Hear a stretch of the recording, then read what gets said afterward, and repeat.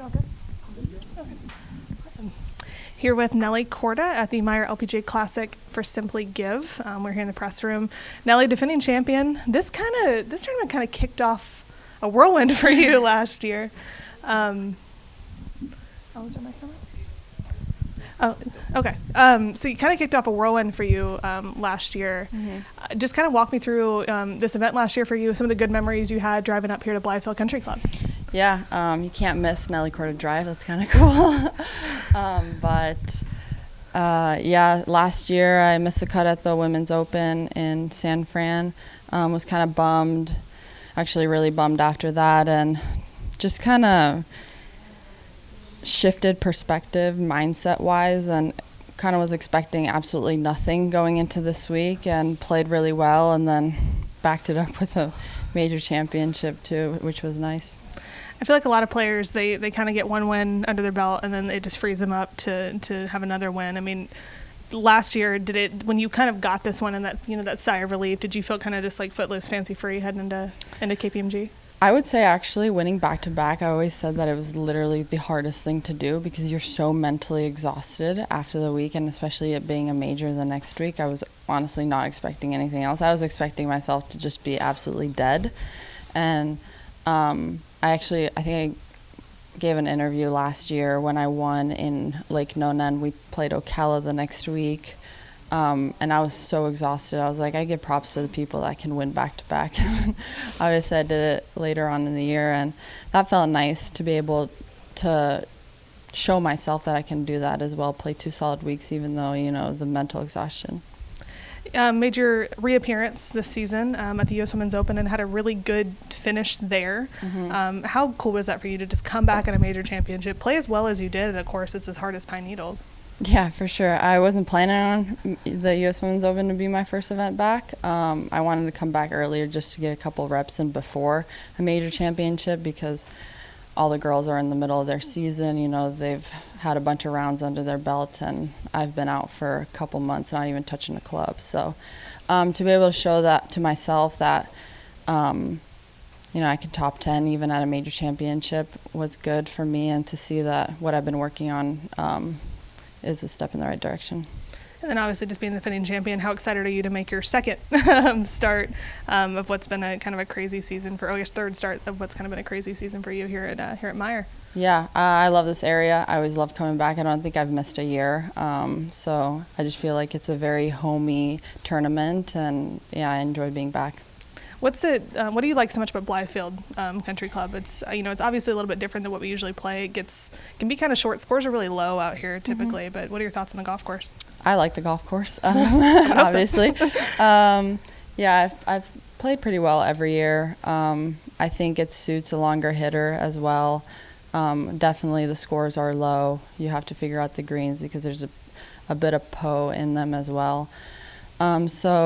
Yeah, I like the layout of it. I like that the whole town of Grand Rapids gets behind the event, and I enjoy being here a lot.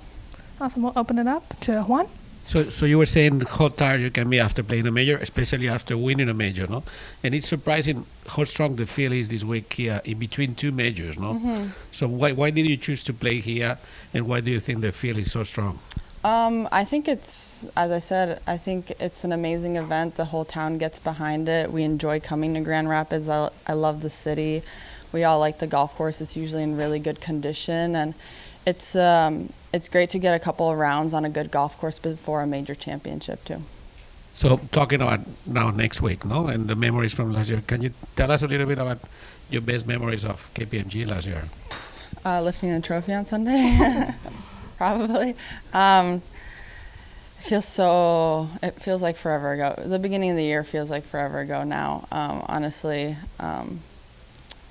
Yeah, I guess lifting the trophy on Sunday, and that's about it. That's a good memory. It's a good memory. It's not bad, right? So I was looking a little bit at your majors. I mean, you had top 10 in most of the majors. I think it looks like the only one resisting is Evian. Yeah. Is there a reason for that? I mean, what's Yeah, My cat, I think last year was my best finish, and my caddy and I gave each other a high five because I could never putt there. Like, I'll hit it to like 10 feet and I just can't make anything. So if I finish inside the top 20, I'm happy there. So is that your plan for this year, or do you think you can do better? Honestly, my plan is to just try and play the best that I possibly can. I do that every week. As boring as it sounds, I take everything shot by shot. I try not to put too much expectation on myself. I try to enjoy it out there and see how it goes. And if I put together a great round, great. And if I don't, obviously I'm going to go in trying the hardest I can. Every girl out there is trying the hardest that they can and see how it goes from there. Jeff? Nelly, what was your reaction when you saw Nelly Korda drive? I was just like, oh my God. It was really cool, definitely. I think they do that with every defending champ, I think. I think last year was Brooke Henderson drive. But it's super cool. I know there was like this event that I played as a junior golfer. It was Scott Robertson, and every winner got a tree planted. So it's cool that this event does that. So it's kind of special and different. Nice. As you look back to last year here and playing so well, what do you feel you did best? I just enjoyed myself on the golf course. I kind of soaked up. I think this was like our first event with fans back as well last year. So I kind of enjoyed just having the fans out. I had a lot of fun on the golf course, and obviously I played some good golf too. Is there any particular part of your game that felt real strong? I think when you win, everything clicks. I mean, even luck is on your side as well. So everything's got to click for you to win an event. One last one on players talk about lowering expectations, maybe coming off injury or whatever, and often perform very well. What is it about that mindset that kind of gets you in a spot to perform well?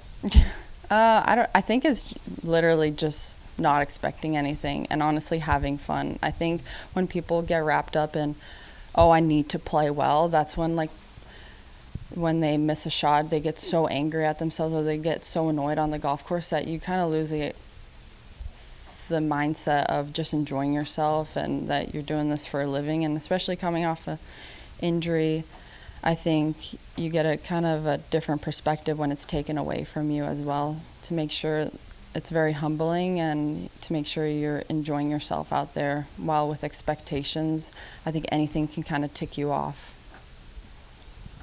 Nelly, Tony Paul, Detroit News. Couple questions. One, how long had you got, like you said, you went a couple months without even touching a club. Mm-hmm.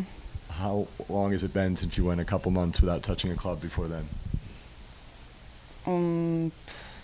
15 maybe. 15 years old. Yeah, this was definitely my longest time without touching a club. Well, and I mean, obviously you had rehab and everything and working toward it, but did you get bored? What did you do to stay sane? Oh my God, I was so bored. I went, I think a couple days after my surgery, actually, I went down to watch my brother at the Miami Open. I told my parents, I was like, we're going. Like, I am not staying in your guys' house, because I was staying at my parents' house. I felt like I was back in high school. When I got diagnosed with the blood clot, I wasn't even allowed to go for like walks. So I was just sitting on the couch watching a lot of TV. Yeah. So that's what I did. And then when you were diagnosed, obviously your goal is to get better health-wise, but I mean, did you kind of look at this tournament and say, I really want to get back for this one? Because it's kind of probably, I would imagine, a special thing to defend. Yeah, I mean, when I got diagnosed, I was kind of still looking at Chevron because I really wanted to play it being the last year there. But then my parents and doctors were like, are you crazy?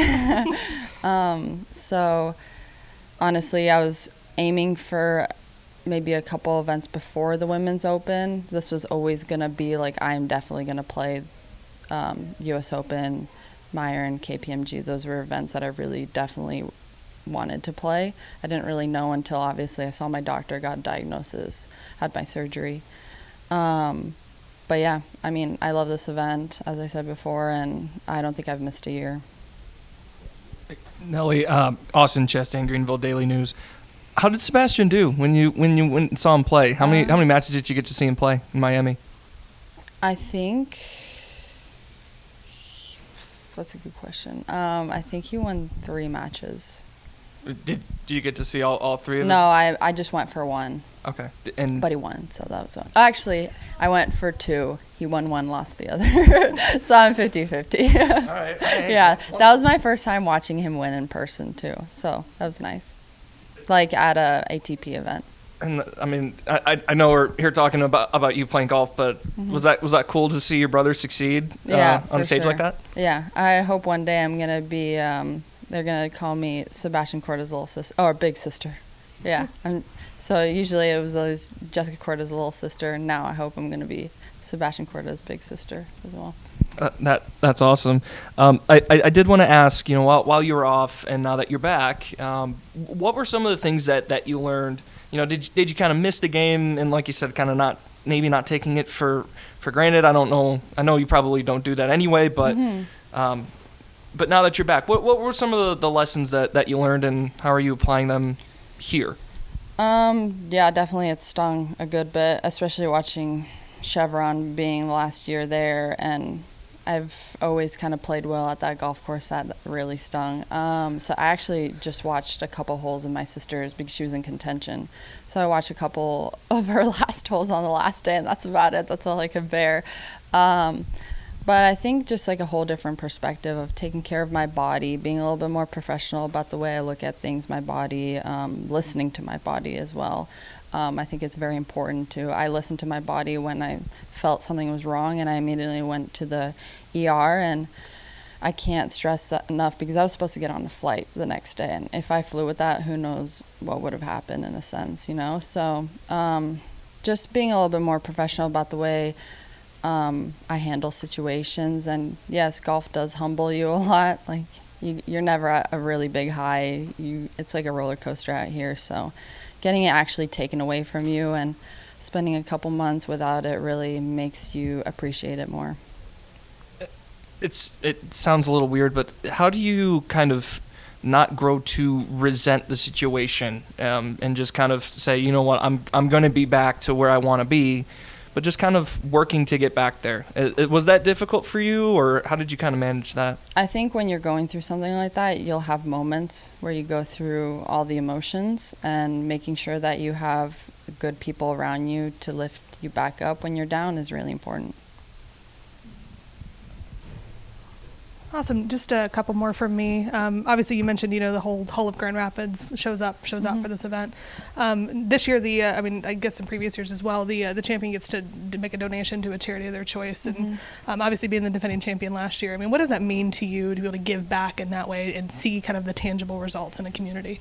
For sure. I've always said when a tournament works with a charity or has a charity behind it, they attract a bigger crowd, they attract a bigger meaning to it, and I think that's really important to do with every event. And obviously it feels good for yourself to be able to contribute to that, but I think it's just a good way for us to even just expand the game of golf as well.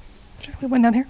Hi, Nelly. Remy Monahan, Fox 17 News. What's your favorite part about playing here at Blythefield on this course specifically, and what do you always think is like the hardest part or trickiest part when you're getting ready to play here? Like the golf course, or I just like the entire layout of the golf course. They've changed the layout a couple of times since I've played, but I honestly like a golf course that suits a longer hitter. There's a bunch of opportunities, obviously, to make birdies and eagles, and I feel like the scores are always super low, and I think that's fun. It's fun to do when you go from a really hard golf course like I played at the Women's Open, where I think the low scores or even just under par was in the top 10, while here you come out and you have to shoot a good number every single day. So I think it's fun to get kind of like the two different aspects of the game of golf, where it's really hard and then you actually have to push to make birdies. So yeah, I like the entire layout of the golf course. I think there's some tricky holes where you really have to think. I forgot 1, 11, 12. I really like that tee shot. I think that's one of the 12, 13, 14. Those are probably my favorite holes there. But as I said, I really like the whole layout of the golf course. Awesome. Oh, we got one more back here from Jeff, and we'll start to wrap it up. Yep. Now that you've had a year's time, I mean, when you had that whirlwind stretch last summer of such great play, as you mentioned, it's a humbling game and it's hard to win out here. Do you have kind of a new appreciation for how good that stretch was and all you accomplished in that short span? Yeah, I think it's hard with golf because you're always kind of, you don't let it settle in a sense. Like you don't take like a couple months off, or like after the Olympics, the runners, like let's say if they do well, they take a couple months off. Like with golf, like we had British the next week. Like we're already looking at flights and getting ready for the next week. So with golf, it's a little different where like it doesn't really kind of settle in. It's like, okay, what's next in a sense? And that's always been my kind of mindset. But I've had time to kind of look back, and even I kind of looked at a couple of the highlights here and there, and it is very special. But in golf, everything, you're constantly moving forward. You're constantly looking at what's next. So it's kind of hard to kind of sit back and reminisce. It's nice to, but I also like to look at what's ahead of me. Awesome. I think we'll wrap it up there. And thanks, Nelly, and good luck this week. Thank you.